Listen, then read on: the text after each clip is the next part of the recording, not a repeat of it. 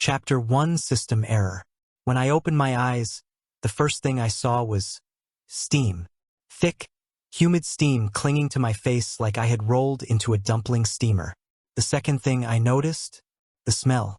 A choking mixture of burnt oil, ginger, and what I'm fairly sure was rat droppings. Not exactly the heavenly realm I'd been promised if I died heroically. And the third thing? A voice in my head. Ding. Congratulations, host. You have transmigrated into the villain prince's harem conquest. I froze, still crouched on a grimy kitchen floor. What? Mission initialized. Target. Xiao Zhan, rumored cruel and tyrannical. Capture his heart to survive. Hold on, hold on. I waved my hand through the steam like an idiot, hoping I could swat the voice away.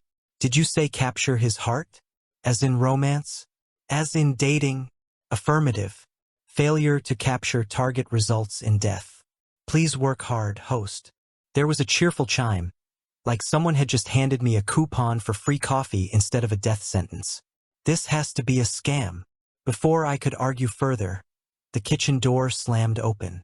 A round-faced cook shoved a tray of vegetables into my arms. New boy, stop dawdling. Take this to the palace hall. The prince is waiting. Prince. My stomach dropped. Don't tell me. Target proximity detected. Please proceed, host. Of course. I stumbled out of the kitchen, still hugging the tray like it contained my last will and testament. The palace was enormous. Polished marble floors, towering pillars, guards everywhere. Everyone moved briskly, heads lowered.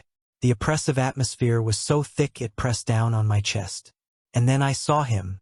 Xiao Zhan sat at the head of a long table, dark robes draped over his shoulders, his gaze colder than a glacier. He wasn't just handsome, he was sharp. Too sharp, like a blade that had been honed so long it was waiting for blood. Rumor said he was cruel. Looking at him now, I believed it. Who let this one in? His voice was low, dangerous, as his eyes pinned me like I was already a corpse. I did the only thing a sane transmigrator could do in this situation. I bowed so hard my forehead nearly cracked the floor. Honored prince, please forgive me. I'm just the delivery boy. There was a tense silence. Then a flick of his fingers. Leave it. Get out. Relief flooded me. Perfect. I could set the tray down, sneak out, and figure out how to cheat this stupid system before I accidentally got executed. Except, the system chimed again. Warning. Host has not engaged target. Chance of death. 90%. My hands shook.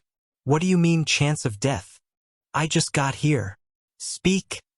Xiao Zhan snapped, clearly misinterpreting my panic. His gaze sharpened. Who sent you? My mind scrambled. Me? Myself? Sir, Your Highness, Prince Zhan. He narrowed his eyes.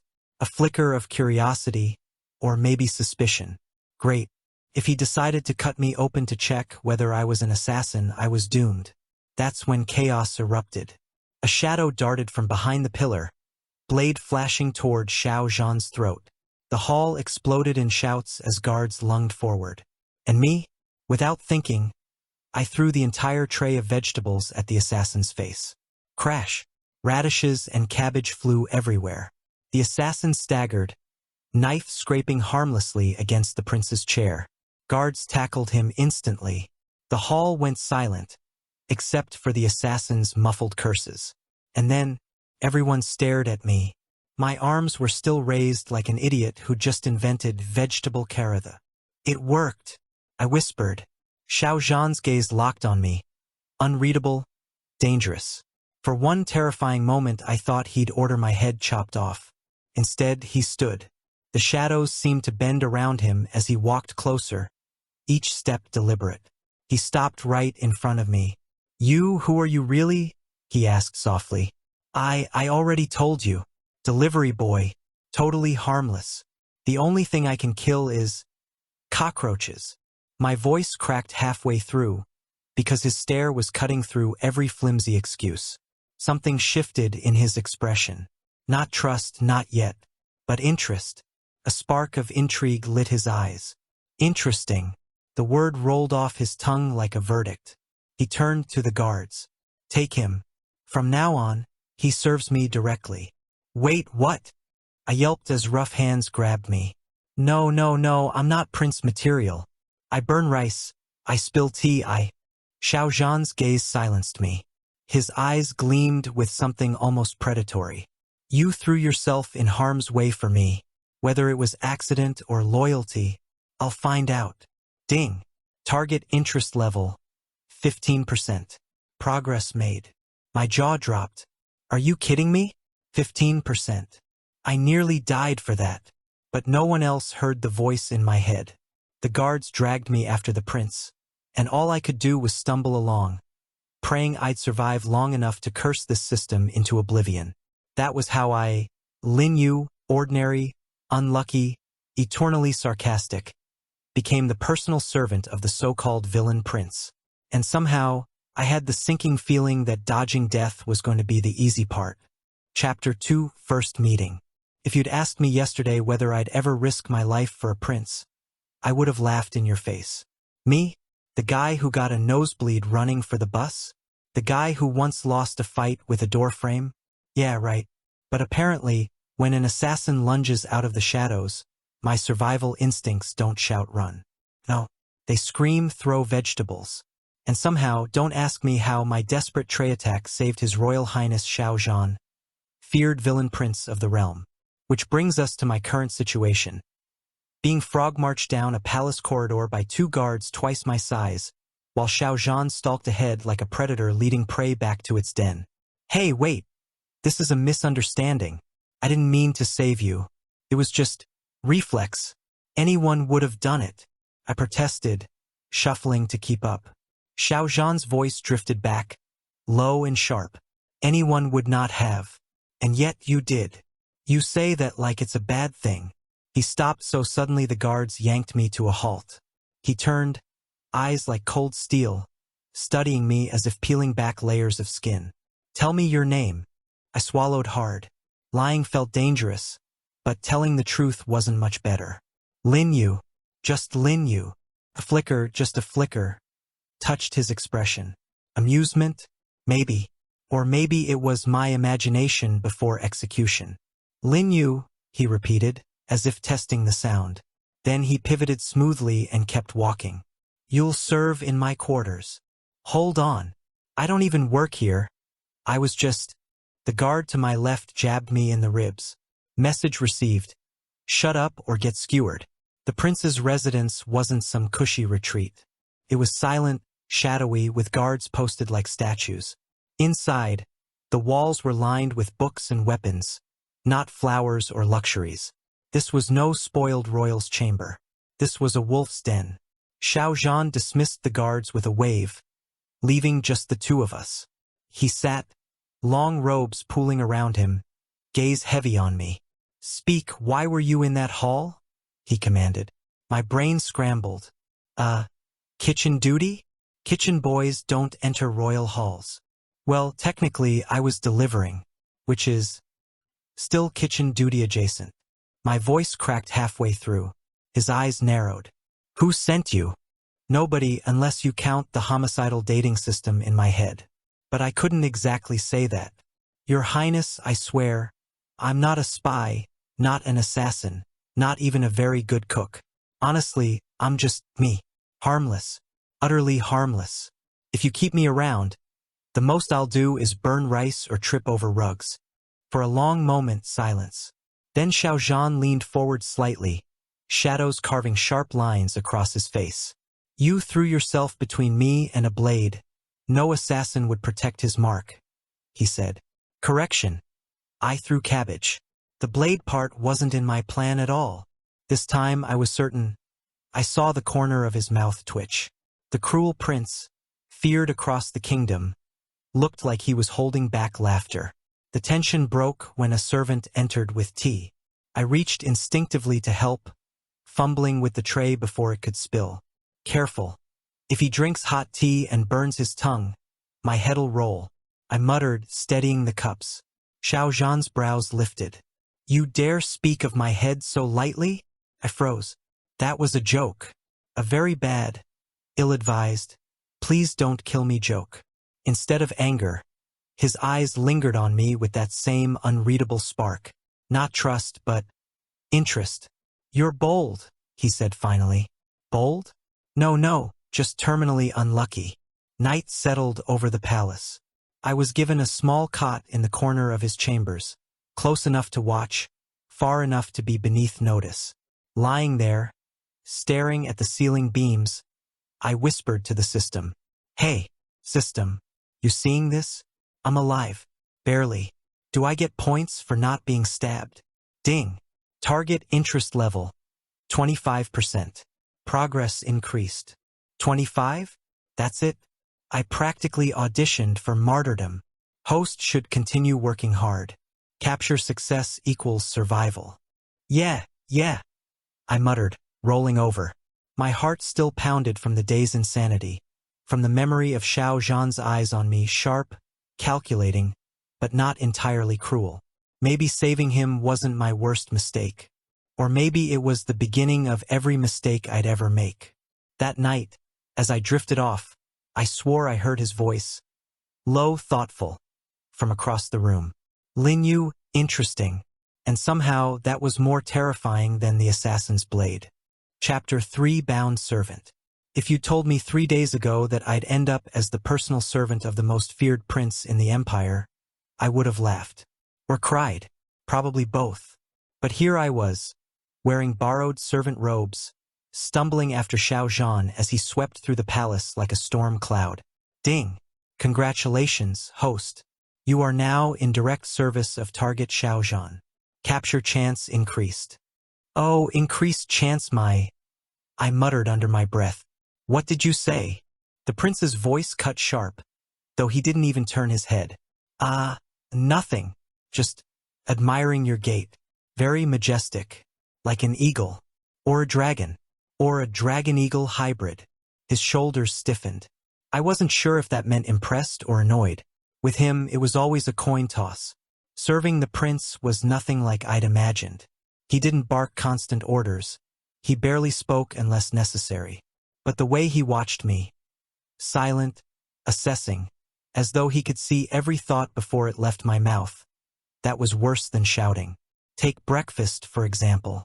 I poured tea with shaking hands, muttering, "Don't spill, don't spill, don't." Clink. A droplet splashed onto the table. His gaze slid to me, cold, sharp. I meant to do that, for aroma enhancement. I blurted. The silence stretched. Then, shockingly, he huffed a short laugh. You're clumsy, he said. Correction. I'm talented at failing creatively. His lips curved, not a smile, but close. Of course, palace gossip spreads faster than wildfire. By the end of the week, whispers trailed me everywhere. Did you hear? The prince lets the new boy speak freely. They say he even laughed at something he said. Is the boy his favorite? Every murmur made my stomach churn. I knew how stories like this ended. Jealous servants, scheming courtiers, a poisoned cup or dagger in the dark. Sure enough, trouble found me. One afternoon, while fetching scrolls from the archive, a pair of older servants cornered me. You think you're special, do you? Just because His Highness keeps you close? One sneered, shoving my shoulder. I raised my hands. Whoa, let's get this straight. I don't want to be close. I'd rather be anywhere else, like scrubbing latrines. Or dead. Actually, scratch that last one. They didn't laugh. The taller one grabbed my collar. Stay out of the prince's sight or what? The voice that interrupted was cold enough to freeze the marrow in my bones. Xiao Zhan stood at the entrance, gaze like a drawn blade. The two servants dropped me instantly and scrambled into bows. Your Highness, we were only... Leave, he ordered. They bolted like rabbits. I rubbed my throat, heart pounding. Well, that was fun. Xiao Zhan's gaze cut to me. Why didn't you defend yourself? What, with my fists? Please, I'm more likely to break my own wrist than their noses. Something flickered in his eyes. Frustration, maybe, or concern. You are under my protection. No one touches you without my word, he said at last. My chest tightened. confusion tangling with fear, protection. From him, the man everyone swore was a ruthless monster? Later that night, I found myself sitting by the window of his chambers while he worked at his desk. Candles flickered, shadows stretching across his face, sharp yet weary. I couldn't stop myself. Why me? His quill paused. What do you mean? You could have anyone serving you. Someone competent, loyal, silent. I'm none of those things. So why keep me? He lifted his gaze. For a moment, the mask slipped, just a little. Loneliness lingered there, buried under steel. Because you are honest, everyone else lies, he said quietly. The words hit me harder than any shove or threat. Honest. He valued that. My big mouth, my clumsy survival instinct. I scratched my neck awkwardly. You realize honesty also means I'll keep annoying you, right? His mouth curved again, faint but real this time. I know. That night, lying on my cot, I whispered to the ceiling. I think I'm in trouble. Ding. Target interest level, 40%. Host progress confirmed. Yeah, big trouble. I sighed, burying my face in the pillow, because the cruel prince wasn't supposed to shield me, or laugh at my stupid jokes, or look at me like I was something rare. And yet he did. Chapter 4, Vulnerable Night. If there's one thing I've learned since becoming Prince Xiaozhan's so-called personal servant, it's this: the palace never sleeps. By day, it's full of whispers and schemes. By night, it's shadows and silence, heavy enough to smother. And me? I'm the idiot lying awake on my narrow cot in the corner of the prince's chambers, wondering how my life spiraled into this mess. Host, progress update. Target interest level 40%. Recommendation: increase intimacy. Shut up. The last thing I'm doing is getting more intimate with him. I'd like to survive until breakfast. I whispered into my pillow, but fate clearly had other plans. That night, I woke to the faint sound of breathing. Not the usual calm, steady rhythm of someone asleep, but sharp, ragged inhales. My eyes adjusted to the dim glow of the oil lamp left burning low. Xiaozhan was sitting upright at the edge of his bed, hands clenched, shoulders taut. His face, usually unreadable as carved stone, was twisted with something raw. I froze. The cruel prince, rumored untouchable, unbreakable, looked like a man caught in a nightmare he couldn't escape. Are you okay? I asked before I could stop myself. His head snapped toward me. For a heartbeat, the sharp mask returned. But then his gaze softened, shadows weighing heavier. You shouldn't speak, not to me, he said. His voice was low, rough. Well, too late. You look like you just wrestled 10 demons in your sleep. Want to talk about it? Or should I fetch holy water? I said, sitting up. He didn't answer. Instead, his hand trembled slightly on his knee. Xiaozhan, trembling? The man who could order an execution without blinking? I stood, padded over despite every instinct screaming at me to stay put. Hey, it's just me, the cabbage thrower, the world's least threatening companion. You can drop the scary prince routine for a second. His eyes lifted, dark and unguarded. You don't understand. Then explain it to me. Silence stretched. Then, in a voice barely above a whisper, betrayal. The word hung in the air, heavy as lead. He spoke slowly, like dragging memories from a locked vault. Every hand extended to me hides a blade. Every smile masks ambition. My brothers, my ministers, even my servants. They would all trade my blood for their gain. I swallowed hard. No wonder he was so cold. No wonder he looked at me like I was another liar waiting to strike. That's awful, I said quietly. His gaze pierced me. And yet you stand here. Why? Because someone has to. Look, I get it, you don't trust anyone. But right now, you're not the feared prince. You're just a guy who looks like he hasn't slept in a week. And I can't just watch. I shot back before I could think. I hesitated, then sat beside him. Too close, dangerously close. My heart thudded, but I forced my voice steady. So go ahead. Be tired. Be angry. Hell, even be scared. I'll sit here, No daggers up my sleeve, promise. He studied me for what felt like forever. Then his shoulders finally eased, the tension bleeding out bit by bit. You're reckless, he murmured. Story of my life. But when his head tilted, resting lightly against my shoulder, I nearly jumped out of my skin. For a man built of steel and shadows, Xiao Zhan felt human. Heavy with exhaustion, quietly vulnerable. Lin Yu, you are different, he said softly, like testing the name. I get that a lot, I muttered, though my throat was tight. Don't leave. The words were so raw, so unguarded, that I forgot to breathe. This wasn't the cold prince issuing an order. It was a plea. I let out a shaky laugh. Well, I don't exactly get a choice, do I? I'm your supposed servant boy, right? Wherever you go, I go. He didn't answer, but his grip on my sleeve tightened. I stayed there until his breathing evened out, his head still against my shoulder.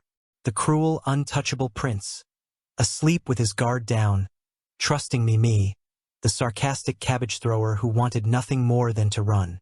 Ding. Target interest level, 65%.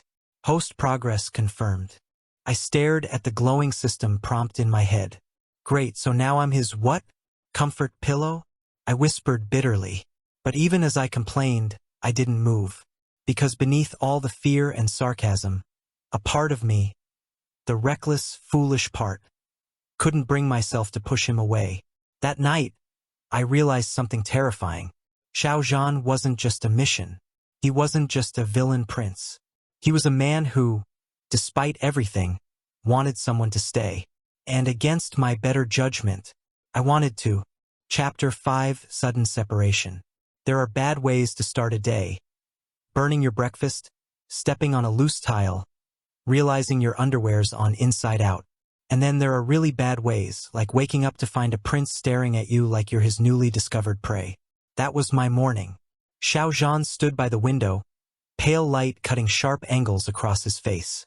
His hands were clasped behind his back, his presence heavy as ever.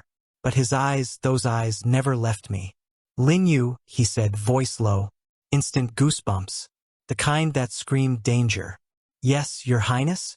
If this is about me snoring last night, I swear it was the floorboards. I tried to sound casual, like my heart wasn't jackhammering. He didn't smile. Instead, he crossed the room with slow, deliberate steps, until the air between us was thin enough to choke on. You are mine, he said. I blinked. Excuse me? My servant. My shield. My... His words faltered, then returned sharper, heavier. You belong to me. My jaw went slack. Out of all the insane things this system had thrown at me, this took the cake. Okay, let's pump the brakes. I belong to myself, thank you very much. Independent cabbage thrower. Free agent of disaster. No chains attached. His hand shot out, fingers gripping my wrist with a certainty that left no room for denial. His eyes burned into mine. I don't care if you deny it. The truth doesn't change. And here's the scary part. For just a second, I believed him. My pulse stuttered, not from fear but something much more dangerous. That's when the system decided to ruin everything. Warning. Host's mission progress complete. Transitioning to next world. What? Now? You've got to be kidding me. I yelped, jerking back. Xiao Zhan's brows furrowed. What did you say? The floor is slippery? Yes. Very slippery. Dangerous, really. Someone should. Then the pull hit me, like invisible hooks digging into my chest, yanking me toward nothingness. My surroundings blurred, the walls bending, the prince's chamber dissolving like smoke. Panic clawed up my throat. No, not yet. He's going to think I'm... Xiao Zhan's grip tightened, his face twisting with sudden, raw fury. Lin Yu, I tried to hold on. I really did. But the force ripping me away was stronger, tearing me from his grasp. His voice, usually so controlled, broke like thunder. Even if you leave, I'll find you. His eyes burned, desperate. The last thing I saw was his hand reaching through the collapsing world. And then, darkness. I landed hard, my body sprawled on cold stone. The taste of dust filled my mouth. For a long moment, I lay there, gasping, my wrist aching where his fingers had been. Ding. Transition complete. New target initializing. Shut up, I croaked. My chest heaved, my head spinning. The silence that followed was deafening. Xiaozhan was gone. His voice, his presence, the terrifying warmth of his gaze. It was all ripped away, leaving a hollow ache that made me want to punch the stupid system square in its non-existent face. I sat up, hugging my knees, trying to shake the memory of his words. You belong to me. Belong to you, huh? Well, joke's on you, Your Highness, because apparently I belong to this cursed system instead. I muttered, but the truth was, my throat burned. My chest felt too tight, because for the first time since this nightmare began, I realized something horrifying. I didn't want to leave him. I should have been relieved, freed from the wolf's den, no longer under his piercing stare, his suffocating presence. But all I could hear was that last desperate vow. Even if you leave, I'll find you. The words echoed in the dark, clinging to me like chains, and a part of me, reckless, foolish, treacherous, hoped he meant them. Host, please prepare. New mission briefing begins shortly. I dragged my hands over my face, groaning. Great. Another prince, another world, another round of insanity. And yet, I touched my wrist, where the phantom of his grip still lingered. I think I just left behind the one man who might actually come after me. And that was the most terrifying thought of all. Chapter 6, Another World. When I opened my eyes again, I wasn't in Xiaozhan's palace. No marble pillars, no silk curtains, no terrifying prince growling that I belonged to him. Instead, I was staring at a flickering fluorescent light in a tiny, cracked ceiling office that smelled faintly of instant noodles and despair. Where? I sat up, groaning. My clothes had changed. No more servant robes. Instead, I was wearing a cheap button-up 2 sizes too big and a tie that looked like it had been through a blender. On the desk beside me sat a stack of files taller than my head, and a sticky note with scrawled words. Intern, finish by noon or you're fired. Intern, ding. New world initialized. Welcome, host. Mission target. Shun Rue, CEO of Rue Corporation. Cold, powerful, merciless. Capture required for survival. I slapped my forehead. Oh, you have got to be kidding me. From a villain prince to a corporate tyrant? What's next? A mafia boss. Please focus, host. No, you focus. I just got emotionally blackmailed by Prince Iceberg 1.0, and now you're dumping me in the arms of CEO Iceberg 2.0. Warning. Negative attitude may decrease host performance. I groaned. Performance? What am I, your unpaid employee? Oh wait, apparently I am. An intern. Fantastic. The office buzzed with stressed-out workers typing like their lives depended on it. Phones rang, printers jammed, and the air conditioning rattled like it was dying. I tried sneaking out, thinking maybe I could ditch this mission. That's when a voice froze me in my tracks. Intern. 2 syllables, clipped and cold, like a guillotine blade. I turned slowly, and there he was, Shenrue. If Xiaozhan was a storm cloud, Shenrue was an iceberg in an Armani suit.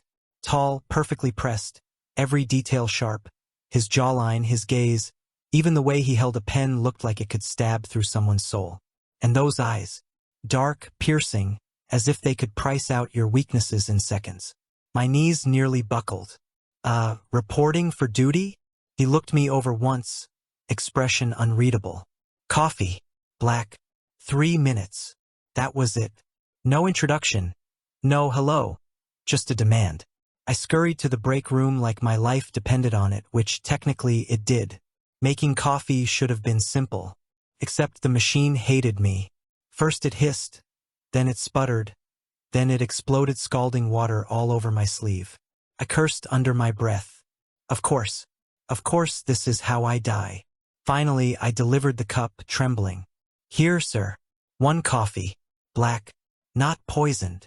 Shinrue's brows twitched. Not poisoned. Just clarifying. He sipped, then set it down.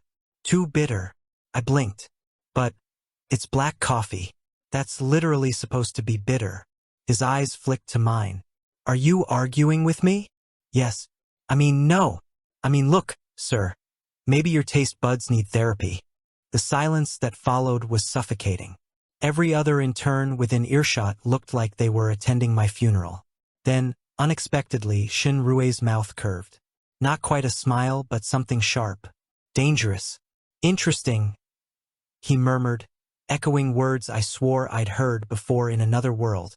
My blood ran cold. Oh no, not again. The rest of the day was torture. Shun Rue piled impossible tasks on me. Reorganizing files that looked like they'd been breeding in the archives. Drafting reports on topics I didn't understand. Running across 10 floors to fetch documents. Immediately, I grumbled, sweated, cursed under my breath, and somehow survived. Each time I stumbled back, half dead, Shin Rue's eyes lingered on me, measuring, testing, almost amused. By the end of the shift, I collapsed in a corner, panting. This can't be legal. I'm calling human rights. Ding. Target interest level, 20%. Progress initialized, 20%. I nearly died of caffeine inhalation for 20%. I shouted at the ceiling. A few coworkers stared at me like I'd lost my mind, which, to be fair, I had. Shinrue's voice cut through the room again. Intern. I jolted upright. Yes, sir. His gaze held mine, cool and unreadable. You'll report directly to me from now on. My coworkers gasped. My stomach dropped. Great. Just what I needed. Another iceberg breathing down my neck. That night, lying on the lumpy mattress of my rented apartment, I stared at the ceiling. Xiao Zhan's furious vow still echoed in my chest. Even if you leave, I'll find you. And now Shin Rue, with the same dangerous spark in his eyes. I groaned into my pillow. Why do I feel like I've just gone from frying pan to corporate hellfire? The system chimed cheerfully. Host, please continue working hard. Capture required. Yeah. But if this CEO starts confessing I belong to him too, I'm uninstalling you. I muttered. Problem was, I wasn't sure the system had an uninstall button. Chapter 7, A Familiar Shadow. If someone had told me reincarnation came with sequels, I would have demanded a refund. One world of murderous princes was more than enough, thanks. But here I was again, staring at Shin Rue, CEO of Rue Corporation, man of the hour, human iceberg, and all I could think was, why does he feel so much like Xiao Zhan? The same suffocating aura. The same razor-sharp eyes that pinned me in place. The same sense that if I blinked wrong, I'd end up 6 feet under. It was déjà vu, except with tailored suits and skyscrapers instead of swords and palace halls. Intern. That one word snapped me back to reality. Yes, Your Highness. Yes, boss. I froze. Shin Rue's brows twitched. What did you call me? A habit? Long story involving royalty, assassins, and cabbages. You wouldn't believe me. He leaned back in his chair, expression unreadable. His office was vast, all glass and steel, with the city skyline stretching endlessly behind him. He looked like a king on his throne. No worse, an emperor of capitalism. You're unusual, he said. Unusual good? Or unusual fireable? I asked. His lips curved slightly. That depends. I should have kept quiet, kept my head down, did the intern thing, and avoided death by corporate tyrant. But my mouth had other plans. For a CEO, you've got serious villain vibes. Dead silence. The kind of silence that makes your soul start writing its will. Then, shockingly, he chuckled. A low, dangerous sound, like a predator amused by a mouse's antics. Villain? He repeated. I nodded, reckless. Yep, the kind of guy who glares across the boardroom until everyone surrenders their stock shares. Bet you even have a secret lair somewhere. His eyes gleamed. If I do, would you like to see it? I coughed violently. No, thank you. I'm allergic to lairs. And death traps. Despite my smart mouth, I couldn't shake it. The resemblance to Xiao Zhan. The weight of his stare. The sharp edges of his presence. It was uncanny. I finally blurted, You ever been mistaken for I don't know, a bloodthirsty prince from another world? Shinrue tilted his head, gaze narrowing. Are you mocking me, Linyu? My stomach dropped. No, absolutely not. I'd never mock the guy who signs my paycheck. Or in my case, my unpaid internship voucher. He rose from his chair, walking toward me with slow, deliberate steps. My back hit the glass wall before I realized I'd been retreating. His hand braced against the window beside me. His face was close, too close, and my brain short-circuited. You speak without fear, why? He asked. Because I was too stupid to know better? Because my system demanded it? Because if I didn't keep talking, I'd think about how much he resembled Xiao Zhan, and that thought alone would break me? Instead, I forced a grin. Oh, I'm terrified. I just hide it under my words. It's a coping mechanism. Like cats knocking stuff off tables. Something flickered in his gaze. Not anger. Amusement, maybe. The kind that spelled danger. You remind me of... His voice trailed off. He didn't finish. But I knew. He didn't have to say it. The day passed in a blur of tasks designed to kill me. Last-minute reports, impossible errands, and an elevator ride where I swore Shinrue's aura alone dropped the temperature 10 degrees. And every time I dared glance at him, I caught him watching me. Not with annoyance, with calculation, curiosity, the same way Xiao Zhan had. By the time I escaped the building, the city lights glaring above me, my heart felt like it had been wrung out. Ding! Target interest level, 35%. Progress confirmed. I groaned, dragging myself toward my shoebox apartment. Great. Now I'm collecting iceberg overlords like trading cards. I collapsed onto my bed, staring at the cracked ceiling. First Xiao Zhan. Now Shinrue. Different world, different rules, but the same shadow hung over both. And I couldn't decide if I was running from it, or if part of me was already chasing it. Chapter 8, Testing the Intern. I always knew hell would be paperwork. Forget fire and brimstone. Try juggling 3 phones, a broken printer, and an inbox that refreshes faster than my will to live. That's corporate damnation, right there. And of course, standing over me with the cold precision of an executioner was none other than Shinrue. Intern. His voice sliced through the office like a guillotine. I flinched so hard I nearly dropped a stack of reports. Yes, boss. Meeting minutes. On my desk in 20 minutes. Small problem. The software keeps freezing. I waved at the laptop in front of me. Fix it. I tried. It laughed at me. Fix it, he repeated, already walking away. I glared at his back. You fix it, Mr. Ice Cube? I muttered under my breath. Unfortunately, he had the hearing range of a hawk. What was that? He called without turning. Nothing. Just praising your managerial efficiency. By some miracle as known as frantic Google searches and threatening the laptop with a stapler, I finished the minutes with 2 minutes to spare. I dashed into Shinrue's office, slapped the document down, and tried not to pant like I'd run a marathon. He glanced over it once, then looked at me. Too detailed. Too? But you said to record everything. I don't need to know how many times Director Wang sneezed. What if it was important? The corner of his mouth twitched. For a split second, I swore he was fighting a smile. That was just the warm-up. By the afternoon, the impossible tasks escalated. Summarize this contract, he ordered, handing me a stack thick enough to knock someone out. I skimmed the first page. Legalese everywhere. Sir, this is less of a contract and more of a cryptic spell. Do I need a lawyer or a wizard for this? 5 minutes, he said, ignoring me. I gawked. 5 minutes? His eyes glinted. 4. I nearly screamed. But here's the thing. When the universe throws me a mountain, I don't climb it. I set it on fire and dance in the ashes. So I skimmed faster, cherry-picking the important bits. Clause on penalties. Clause on late delivery. Clause on liability. Boom. Wrote a summary that even a child could understand. I slapped it onto his desk with 10 seconds to spare. Done. He read it in silence, then looked up. Concise. Almost clever. Almost. His lips curved again. That dangerous, not quite a smile that made my spine prickle. By evening, I was running purely on caffeine and spite. Shinrue called me in one last time. Prepare a presentation on quarterly growth. 10 slides. Now. I stared at him. Now? The meeting's in, what, 15 minutes? 12. I dragged my hands down my face. You know, most bosses give their interns. What's the word, training? He leaned back in his chair, gaze locked on me. Consider this yours.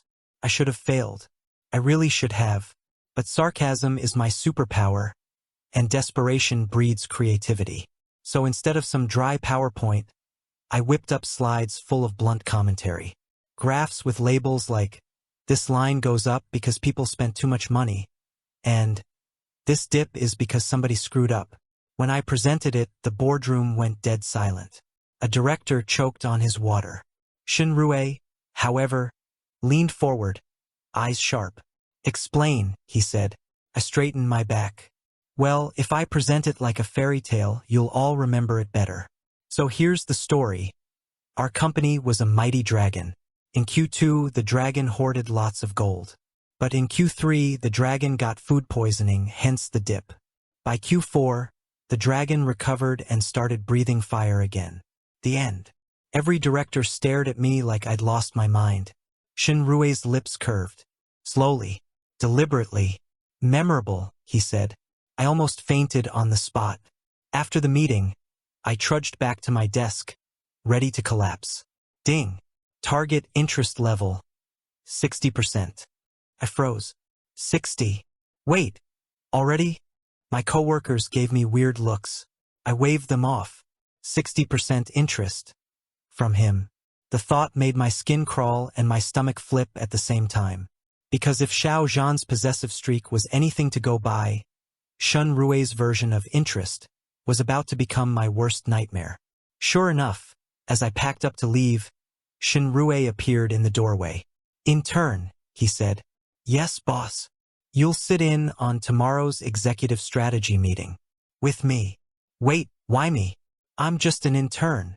He studied me in silence. Then, with that same unreadable intensity, he said, because you're interesting. My heart stuttered. Great. Just great. That was exactly what Xiao Zhan had said. I forced a laugh. Interesting like a circus clown, right? Just here for comic relief. But Shinrue's gaze didn't waver. Interesting like something I can't ignore. I choked. That sounds dangerously close to obsession, boss. Maybe we'll see, he said calmly. That night, lying awake on my sagging mattress, I buried my face in the pillow. Oh no, not again. 2 different worlds, 2 different men. But the shadow of Xiao Zhan was in every line of Shinrue's face. And I couldn't tell anymore if I was fighting the system or my own treacherous heart. Chapter 9, Cracks in the Ice. You'd think after a week of being run ragged by a CEO, I'd finally break. Wrong. Turns out, I'm not the type to shatter under pressure. I just become more sarcastic. Like a diamond made of pure sass. But Shinrue? He was still a damn glacier. Untouchable. Impeccable. The kind of man who could sign a contract and bankrupt 3 families without blinking. And yet, tonight something shifted. It started after an endless day of meetings. I was still at the office at 9 p.m., stapling documents like my soul depended on it, when Shinrue called out, Lin Yu, follow me. I dragged my tired body into his private lounge. I expected another stack of reports. Instead, there was a low table with 2 untouched glasses of whiskey. My brows shot up. Wait, am I about to be fired or promoted? Because this feels like the setup for both. Sit, he ordered. I sat. Obviously, you don't argue with a man who radiates murder through his cufflinks. He poured whiskey into both glasses. The amber liquid caught the city lights spilling through the glass wall behind him. For a while, we just sat there, the silence thick enough to choke me. I fiddled with my glass, debating whether chugging it would be suicidal or life-saving. Finally, he spoke. I despise liars. I blinked. That was not where I thought this conversation was going. He continued, voice low but sharp. Users, Manipulators. People who pretend for gain. I have no patience for them. I swallowed, suddenly hyper-aware of my very existence as a transmigrator with a system literally forcing me to capture him. Talk about guilty conscience. Should I be worried you're telling me this over alcohol? Because this sounds suspiciously like the beginning of a murder mystery. His eyes flicked to mine. Cold, intense. You're different. Different how? Annoying? Mouthy? Chronically broke. His lips curved faintly. Honest. Brutally so. I blinked. You mean all those times I insulted your taste in coffee or called your contracts demonic rituals? Yes. You don't flatter. You don't scheme. You don't pretend. His voice softened, just a fraction. That threw me. Me honest? If only he knew. But the way he looked at me, like I was the one bright thing cutting through his endless ice, it made my chest tighten. We sipped in silence for a while. The whiskey burned down my throat, loosening my tongue. You know, for someone who claims to hate liars, you've got the aura of a man hiding entire galaxies of secrets. I said, half joking, half sincere. He stilled. For a moment I thought I'd crossed the line. Then, instead of snapping, he let out a low laugh. A real one. Deep and smooth, nothing like the cold chuckles he usually gave. My heart did something stupid. Careful, intern, you see too much, he said, swirling his glass. And you act like a Bond villain? I shot back, because if I didn't cover my slip with sarcasm, I'd combust. But his gaze lingered. Not icy this time. Heavy. Searching. Hours passed like that. Banter. Quiet stretches. The city glittering beyond the window. At some point, the whiskey dulled my panic and left me strangely calm. I leaned back, sighing. Boss, do you ever get tired of being perfect, powerful, cold? He didn't answer right away. Instead, he stared into his glass, his jaw tight. Finally, every day, something in me cracked at those words. It was too raw, too human. For the first time, I saw the man beneath the ice. The exhaustion, the loneliness, the walls he couldn't lower. Without thinking, I said softly, then maybe you don't have to be. The silence that followed was unbearable. Then he looked at me, and my breath caught. His eyes, usually sharp as knives, held something else. Fragile, desperate, panicked. Because what do you do when an iceberg starts melting for you? You crack jokes, obviously. You're staring, I muttered. Yes, he said simply. People usually blink, you know. It's healthy. Still, he didn't look away. You're dangerous, Linyu. I nearly choked on my drink. Me? I'm like 90% sarcasm and 10% bad luck. How am I dangerous? His lips curved, but his voice was serious. Because you make me forget. The tension was unbearable now. My pulse pounded, my chest squeezed, and I had no idea if I wanted to bolt or lean closer. So I did what I do best, deflect. Well, I said, standing abruptly, lucky for you, I'm contractually obligated to be your intern, not your therapist. But my voice cracked at the end, betraying me. Shinrue didn't stop me as I grabbed my bag and stumbled out of the lounge. Still, his gaze burned into my back. Back in my crappy apartment, I collapsed onto my mattress, burying my face in the pillow. Ding! Target interest level, 80%. I groaned. 80%? Seriously? My chest still ached with the memory of his voice, the way he'd admitted the cracks in his perfect facade. This was bad. Worse than Xiaozhan, because Shinrue wasn't just obsessed. He was starting to feel real. And if I kept slipping like this, maybe I was too. Chapter 10 torn away again. The system never warned me about side effects of transmigration, like emotional whiplash, or getting whiplash from the way Shinrue stared at me, like I was both his prey and his cure. And right now, sitting across from him in his ridiculously expensive office at midnight, I felt both cornered and something else I didn't want to name. You're late, Shinrue said, setting down his pen with that deliberate, spine-chilling calm of his. It's midnight. You can't be late when the day is already over. Technically, I'm early for tomorrow. I shot back. His lips curved, just slightly. Not a smile. More like a warning. Always with your mouth. That's what keeps me alive?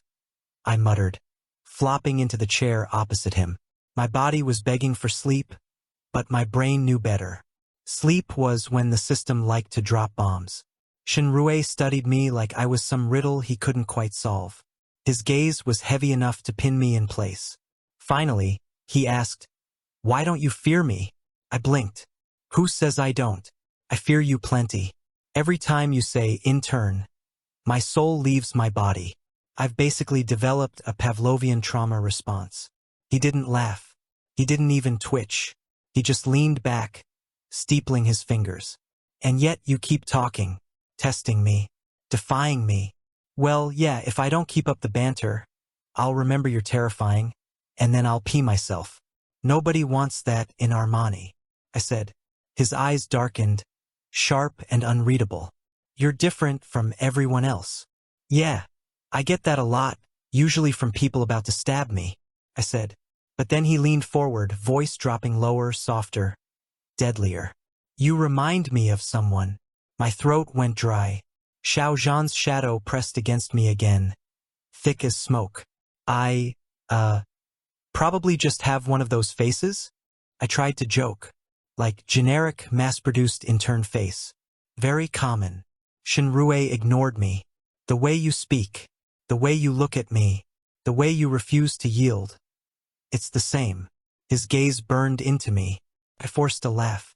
"Okay, well, I'm officially creeped out now. Do you CEOs all take a course in Scary Comparisons 101? But he didn't let me wriggle away this time. His hand shot out, catching my wrist before I could retreat. I froze. His grip wasn't painful, but it was unshakable. And his voice, low, husky, terrifyingly sincere, cut through me. "You belong to me." My heart dropped.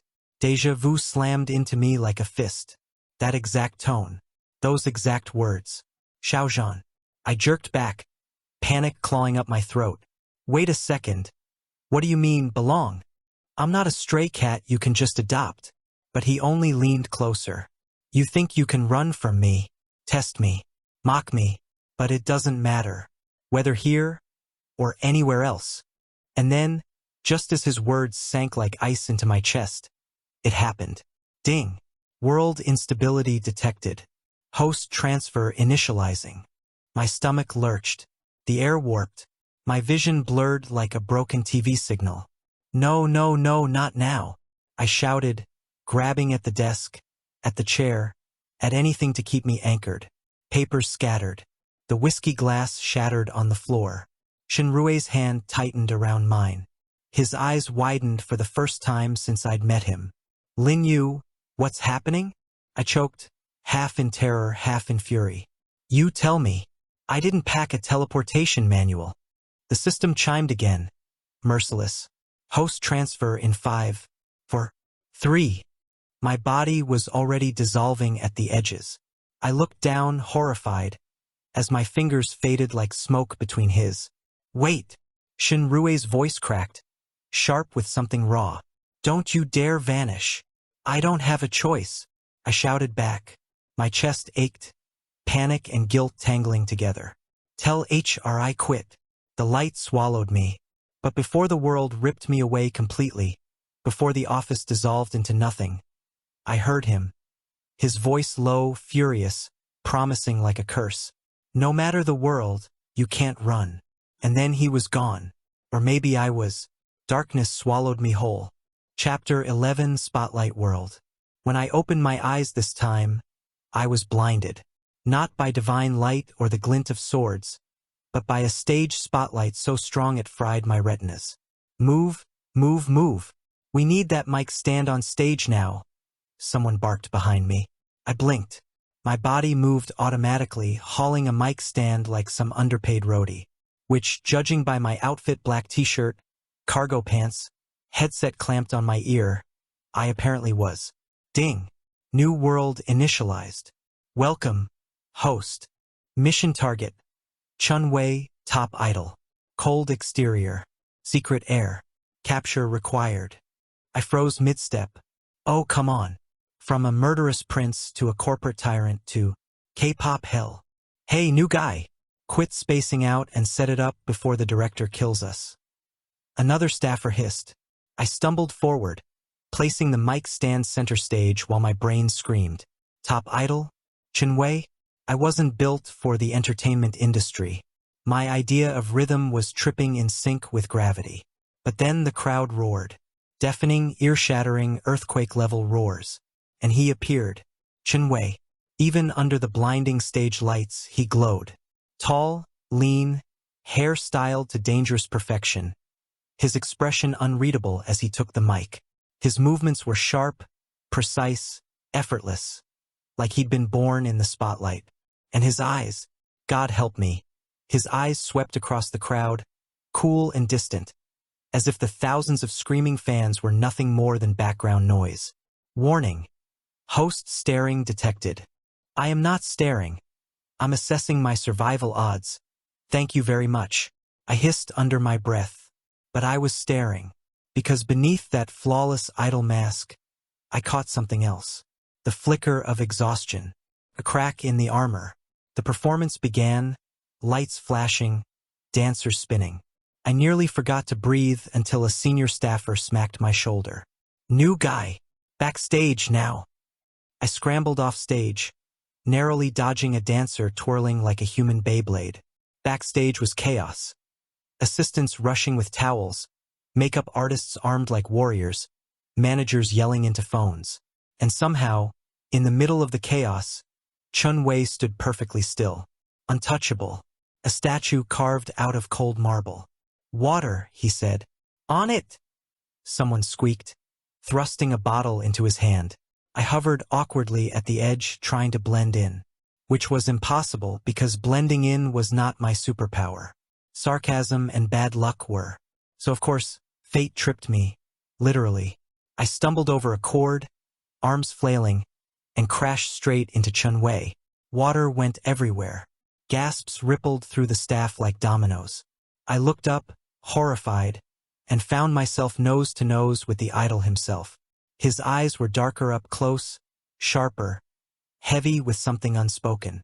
Hi, I greeted. For a heartbeat, silence. Then his voice. Low, clipped, dangerously calm. Who are you? Your friendly neighborhood stage hazard, I blurted. His brows twitched. Just slightly. Unprofessional. I prefer the term, creatively challenged. The staff around us looked like they were watching a live execution. One whispered, he's dead. The new guy's dead. Chun-Wei's gaze lingered on me a second too long before he finally turned away, muttering to his manager, Get rid of him. Wait, what? I just got here. I yelped. The system chimed cheerfully. Mission target interaction. 1%. Survival chance. Fragile. Fragile. My whole life was fragile. Before I could panic further, the stage director shoved a headset at me. No time for whining. You're assigned to Chun-Wei's team now. Shadow him. Make sure he doesn't collapse. Got it. My jaw dropped. Wait, what? Me? Shadow the living iceberg. But it was too late. I was already being herded toward Chun-Wei's dressing room, my doom sealed. Inside, the room smelled faintly of cologne and exhaustion. Chun-Wei sat in front of the mirror, makeup half-smudged, his reflection sharp and lonely under the bright bulbs. I lingered by the door, unsure if I should announce myself or run away. He spoke first without looking at me. If you're here to waste my time, leave. I swallowed. Actually, I'm here to unwaste your time? New staff. Assigned to you. Teamwork. His reflection met mine in the mirror. Cold. Assessing. But behind the ice, I thought I saw a flicker of doubt. Another disposable staffer, he said. I forced a grin. Disposable's my middle name. Well, technically it's you, but close enough. For the briefest second, his lips curved. Not a smile, more like a crack in the facade. But then it was gone. He leaned back in his chair, closing his eyes. Don't get in my way. I nodded furiously. Absolutely. I'll be invisible. Like air. Like Wi-Fi in a dead zone. He said nothing. But as the silence stretched, I realized something. This wasn't like Xiao Zhan's fury or Shin Rui's control. Chen Wei wasn't trying to crush me. He was hiding. And the cracks in his armor? They weren't just cracks. They were wounds. The system chimed again, almost smug.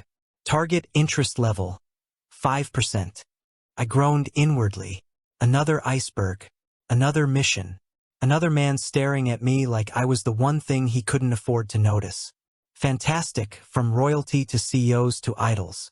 Next time, can I just get reincarnated as someone's cat? I muttered under my breath. But Chun Wei's eyes flicked open, sharp as glass, as if he'd heard me. And I had the sinking feeling this was only the beginning of another storm. Chapter 12, Behind the Curtain. If you've never worked backstage at a concert, let me summarize. Chaos. Pure chaos. Imagine trying to herd caffeinated cats while dodging cables, screaming managers, and glitter cannons armed with murder intent. That's showbiz. And somehow I was stuck shadowing Chen Wei, the idol of the hour, which really meant I spent my time sprinting after him with towels, water, and prayers that he wouldn't kill me with a single glare. He almost did. Twice. But tonight, something felt off. He performed flawlessly on stage, every movement sharp enough to cut diamonds. Fans screamed themselves hoarse, banners waving like a sea of devotion. On the outside, Chun Wei was the perfect idol, untouchable. But backstage, the moment he stepped behind the curtain, his mask cracked. I caught it by accident. I was juggling 3 water bottles, a headset, and my own will to live when I heard it. A sharp, unsteady breath. Peeking past a rack of costumes, I froze. Chun Wei was leaning against the wall, head bowed, his hands trembling as he gripped the mic. His chest rose and fell too fast, like he couldn't catch enough air. For once, he didn't look like an idol. He looked human, fragile, breakable. My gut twisted. The system whispered smugly. Opportunity detected. Target vulnerability exposed. Shut up, I muttered. For once, I didn't need their play-by-play. I slipped past the costumes, lowering my voice. Hey, you okay? His head snapped up. His eyes were wild, unfocused, like a cornered animal. Leave, he rasped. I shook my head. Yeah, not happening. You're about to hyperventilate. Pretty sure that's not on your schedule. He glared, but his hands kept shaking. Without thinking, I set the bottles down and grabbed his wrists. Warm, clammy, trembling. Breathe with me, I said. His brows furrowed. What? In? I said firmly, exaggerating the inhale. Out.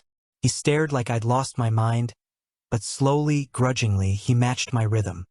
His breath evened out, little by little, until his shoulders finally dropped. There, I said softly.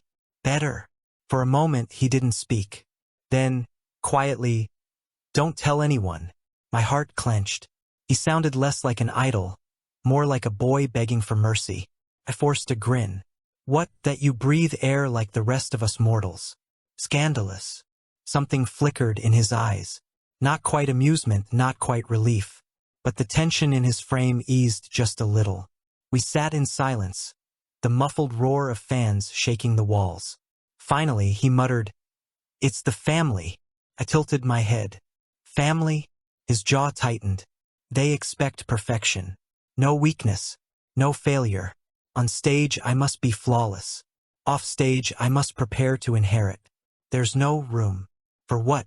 I wanted to ask. For him to be himself? For him to breathe?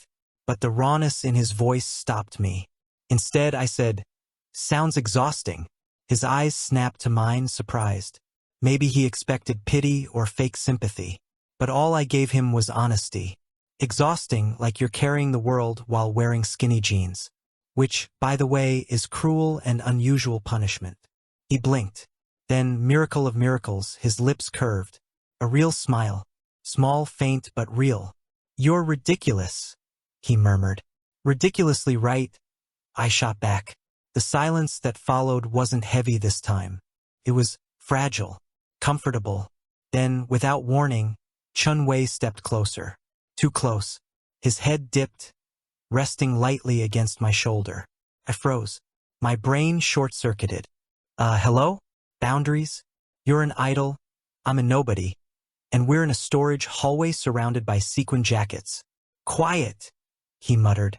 His voice was low, weary, but steady. Just stay. My throat went tight, so I stayed. We stood there for what felt like forever, the noise of the concert bleeding through the curtain while Chun-Wei leaned on me like I was the only thing holding him up. When he finally pulled back, his eyes lingered on mine. Don't leave, I swallowed. I literally can't. System contract and all. He frowned. System? Nothing. I said, assistant contract.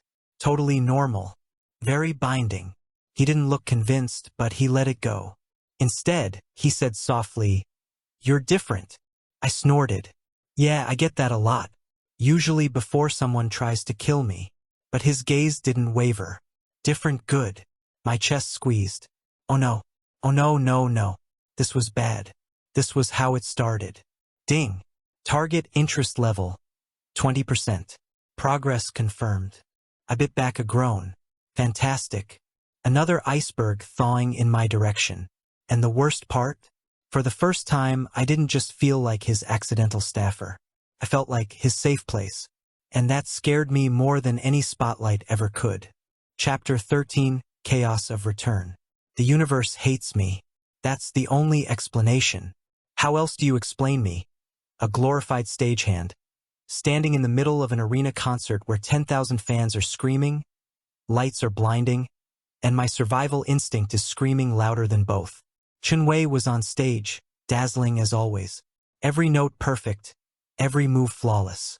The fans shrieked like their souls depended on it. Meanwhile, I was crouched backstage, clutching a headset, trying not to trip over cables. It should have been a normal disaster night. But then, intern. 2 syllables. Cold. Precise. Like a blade against my spine. My blood froze. I knew that voice. Slowly, I turned. And there he was. Shinrue. Not in a CEO's Armani suit this time, but in the sharp black of a concert manager. Clipboard in hand, headset over his ear, eyes colder than ice. Boss! I squeaked before I could stop myself. His brows twitched. You still call me that? Because you terrify me across dimensions? I hissed, before I could even process his sudden reappearance. Another voice cut through the backstage chaos. Lin Yu. I swear my heart stopped. Xiaozhan. He wasn't in royal robes anymore. No palace silks, no golden crown. But he didn't need them. He wore a rival group's sleek stage outfit, black and crimson. Every line of his body coiled like a predator. His gaze found me instantly, sharp as a blade, and my lungs forgot how to function. Even here, you cannot escape me, he said, low and dangerous. Nope, absolutely not. This is illegal. Cross-world stalking should come with prison time. I babbled, backing up. The system chimed smugly in my ear. Multiple targets detected. Compatibility conflict. Extreme. No kidding. I snapped at the ceiling. Chun-Wei chose that exact moment to finish his song. The stage went dark. The crowd screamed louder, and he jogged backstage. Sweaty, glowing, still catching his breath. His eyes landed on me. Lin Yu, I groaned. Why does everyone say my name like it's both a death sentence and a love confession? Chun-Wei frowned, stepping toward me. Why are you with him? He nodded at Shinrue. Then his gaze shifted to Xiaozhan, narrowing dangerously. And him. The temperature dropped 10 degrees. 3 pairs of eyes locked on me. I was officially the world's worst MC for the world's deadliest love triangle. Hold up. Let's not all fight over the intern/stagehand/unlucky transmigrator. Can we talk about how insane this is? You're all here, in the same world. That's not fair. I was promised one mission at a time. Lin Yu, you ran from me. Shinrue said, voice low, unreadable. Correction. The system yanked me. I didn't even get severance pay. Xiaozhan's gaze sharpened. Excuses. You swore you belonged to me. I did not swear anything. You declared. I panicked. Totally different legal situation. Chun-Wei stepped closer, jaw tight. He's mine now.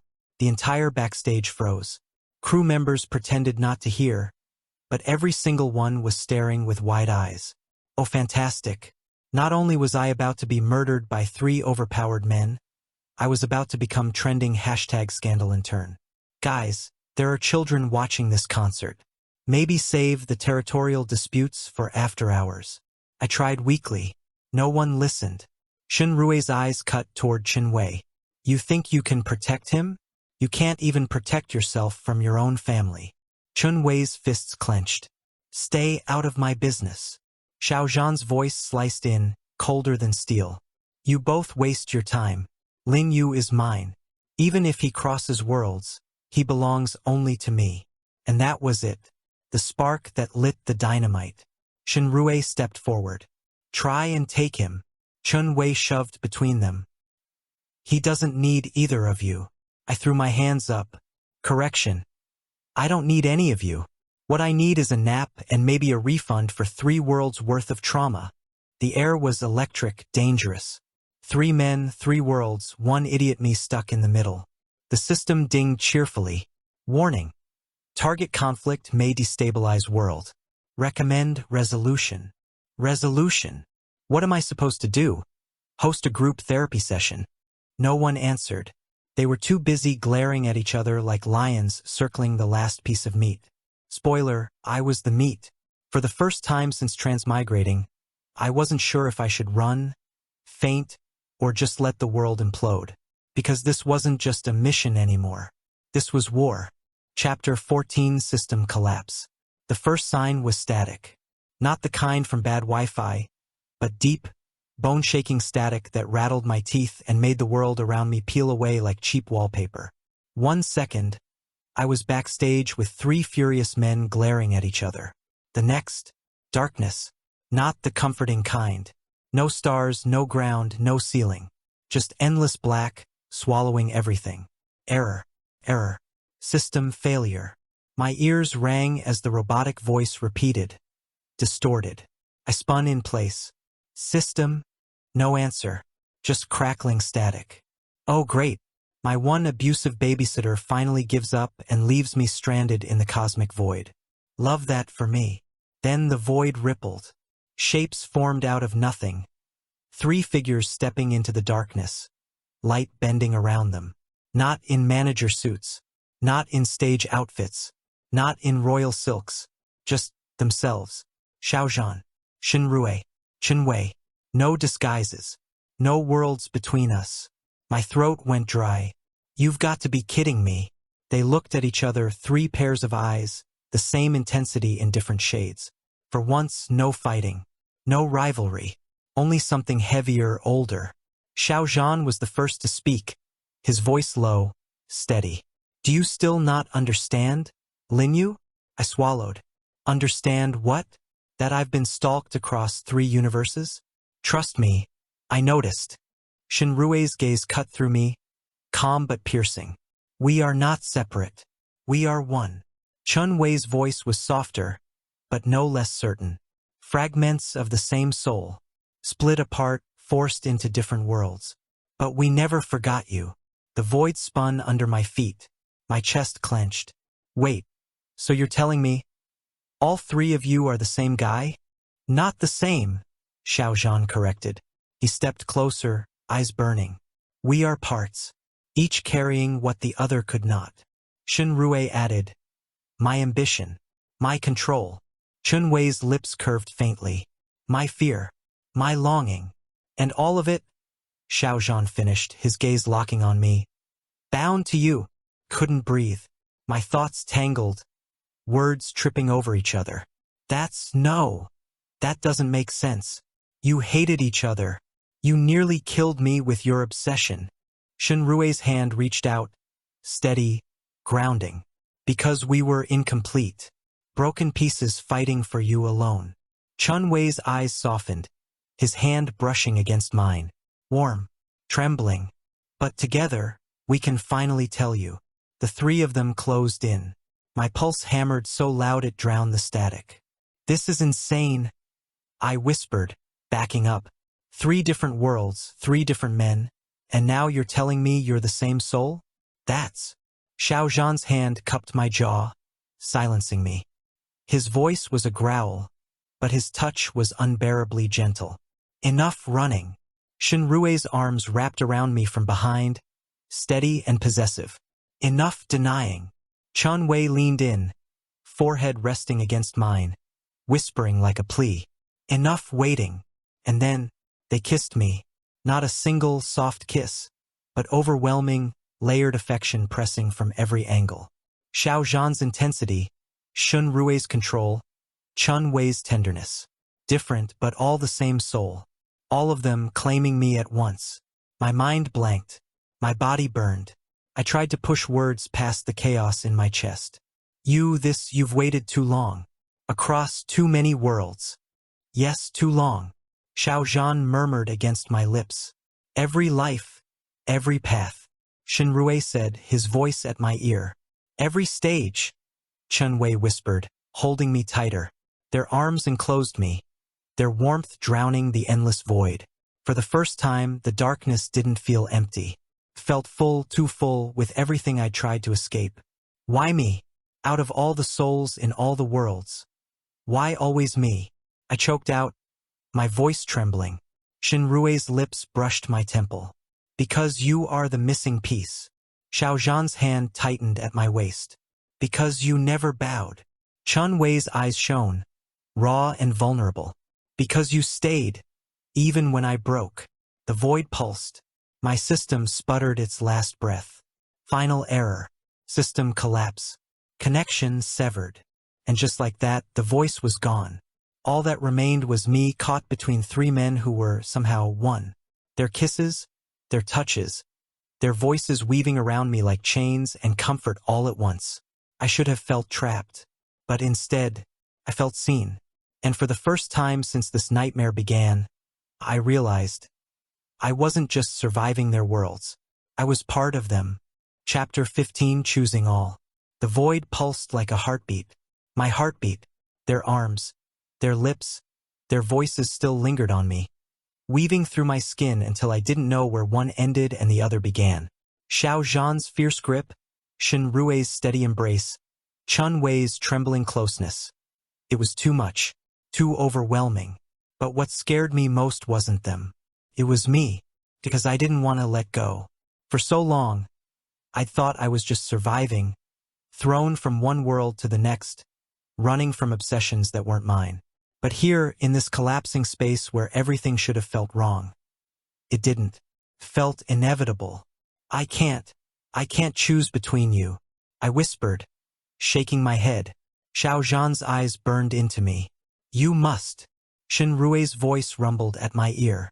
Decide. Chun Wei's hand clutched mine like a lifeline. Please. I stared at them. Three men, one soul, fractured pieces of something vast. And in each of them I saw myself reflected. Xiao Zhan. Strength, fire, the wild force that dared me to live without fear. Shenrue. Stability, control, the anchor that held me steady when the world spun too fast. Chun Wei.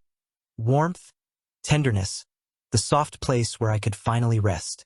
How could I choose only one when together they made me whole? My throat tightened. No, I won't choose. Because I already know. They froze. I need all of you. Your strength, your stability, your warmth. I want them all. I want you no matter how many pieces you're in. I won't let go of any of you. My voice cracked, but the words were steady. The void shuddered, like the words themselves shook its foundations.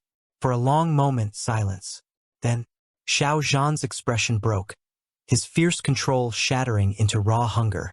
His mouth crashed against mine, hot and desperate, the kind of kiss that left me breathless and trembling. He kissed like he was claiming a battlefield, and I was the victory he'd waited lifetimes to seize. Shenrue's arms tightened from behind, his lips brushing the side of my neck, slow and deliberate. His kiss was grounding, steady, pouring promises into my skin with every press. A vow of forever, whispered into my pulse. Chun Wei cupped my face, leaning in with eyes shining. His kiss was soft at first, trembling, full of unspoken fears, then deepening, lingering, as if he couldn't bear to ever let go. 3 mouths, 3 touches, 3 kinds of love, and all of it mine. Tears pricked my eyes. "You're mine," I muttered against their lips. Xiaozhan smirked, breath hot against me. "And you're ours." Shenrue's voice wrapped around me like silk. "Completely." Chun Wei's forehead pressed to mine, his whisper breaking. "Finally." The void convulsed. The static of the system screamed. "Warning. Host deviation detected. Mission parameters breached. System integrity collapsing." "Good, collapse already. I don't need you anymore," I snarled, clutching onto them tighter. The words ripped the last thread. The system shattered like glass, its voice silenced at last. And the void filled with light. Colors burst, weaving into shapes, into a world that felt whole. No fractured timelines, no broken shards. Just one reality where the 3 of them stood, not as rivals, not as fragments, but as one soul with 3 faces, together with me. I laughed through the tears, pulling them all. "Looks like you're stuck with me forever." Xiaozhan kissed me again, fierce and endless. Shenrue's hand cradled my waist, steady and sure.